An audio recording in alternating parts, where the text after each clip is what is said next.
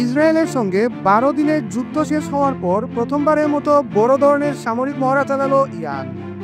রাষ্ট্রীয় টেলিভিশনের খবরে বলা হয়েছে, বৃহস্পতিবার থেকে শুরু হওয়া এ মহড়ার নাম দেওয়া হয়েছে সাস্টেইনেবল পাওয়ার 1404। এতে গালফ অফ ওমান ও ভারত মহাসাগরে ইরানি নৌবাহিনী ক্ষেপণাস্ত্র ও ড্রোন ব্যবহার করে বিভিন্ন লক্ষ্যবস্তুতে হামলার অনুশীলন করেছে। যদিও ইরানে এমন সামরিক মহড়া নিয়মিত হয়, তবে এবার মহড়ার বিশেষ তাৎপর্য রয়েছে, কারণ সাম্প্রতিক যুদ্ধে ইসরায়েল ইরানের কয়েকটি পারমাণবিক স্থাপনা ও বিমান প্রতিরক্ষা ব্যবস্থা ধ্বংস করে দিয়েছে।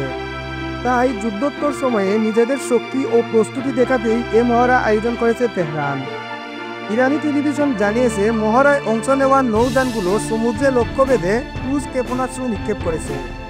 পাশাপাশি ড্রোন ব্যবহার করে পানিতে সামরিক সক্ষমতা যাচাই করা হয়েছে। তবে এখনও মহড়ার কোনো আনুষ্ঠানিক ভিডিও প্রচার করেনি রাষ্ট্রীয় টিভি।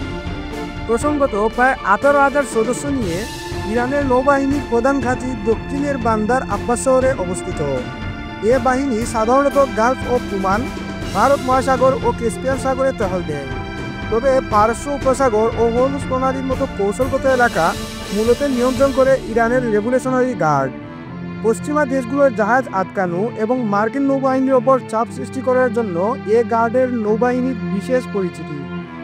মহড়ার প্রাক্কালে দেশটির প্রতিরক্ষা মন্ত্রী ব্রিগেডিয়ার জেনারেল আজিজ নাসিরজাদেহ ঘোষণা দিয়েছেন, ইরান তাদের সেনাদের নতুন প্রজন্মের ক্ষেপণাস্ত্র দিয়ে সজ্জিত করেছে। তিনি বলেন, কোনো শত্রুপক্ষ যদি অভিযানে নামে, আমাদের বাহিনী এসব নতুন ক্ষেপণাস্ত্র কার্যকরভাবে ব্যবহার করতে প্রস্তুত।